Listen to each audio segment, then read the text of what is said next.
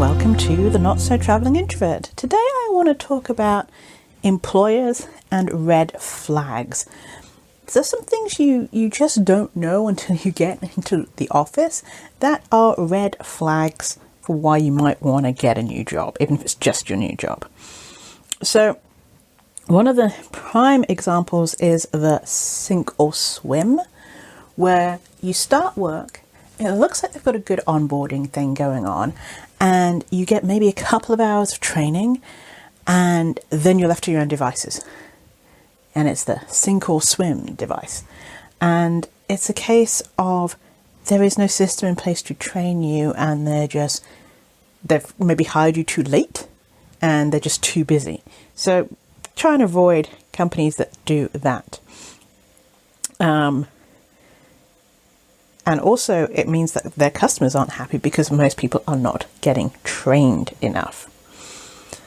Then there's if everyone is very young or very old at the company, like everybody, because it generally means that there's no way of moving up, because those who've been there forever have been there forever, and those who are very young aren't moving up, they're just moving on.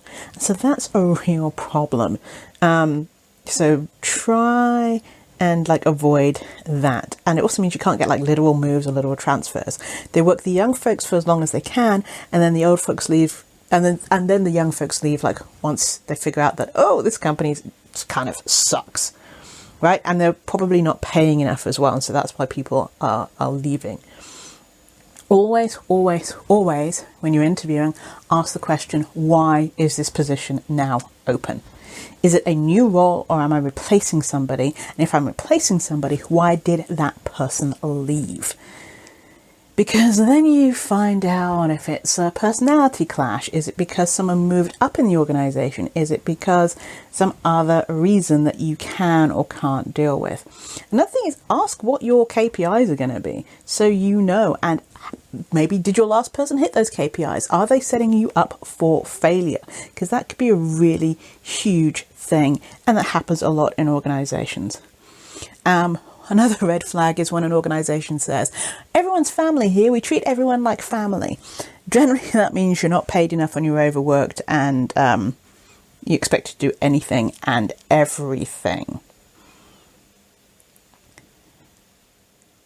And then kind of one of those things, if you get asked, if you're somebody who's willing to put in the time to make sure that deadlines are met and work is done, or if you're the type of person who leaves when the workday is finished.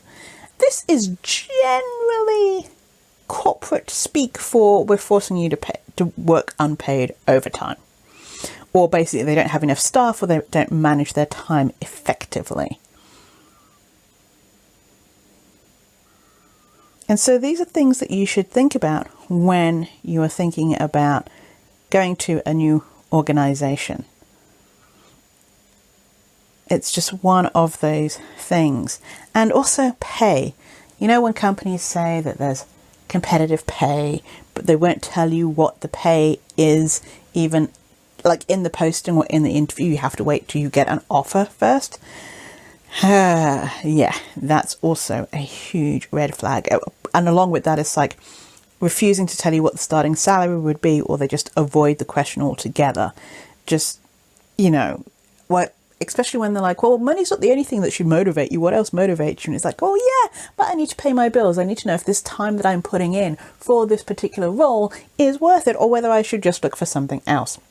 Another red flag is poor communication during the hiring process. I know, I was a recruiter, that we normally have a lot on our plate, but there's a lot of automation that can be done, and a lot of just, it's HR, and recruiting is a form of customer service, so you should be taking care of the people that you are looking to hire. To be fair, it can highlight the incompetence of the HR recruiter more than co-workers, boss, or company, but it's not a great look. And especially when they try and rush you to make a decision, also that is a red flag. They want to get you before you've had a chance to sit and compare and talk to other people.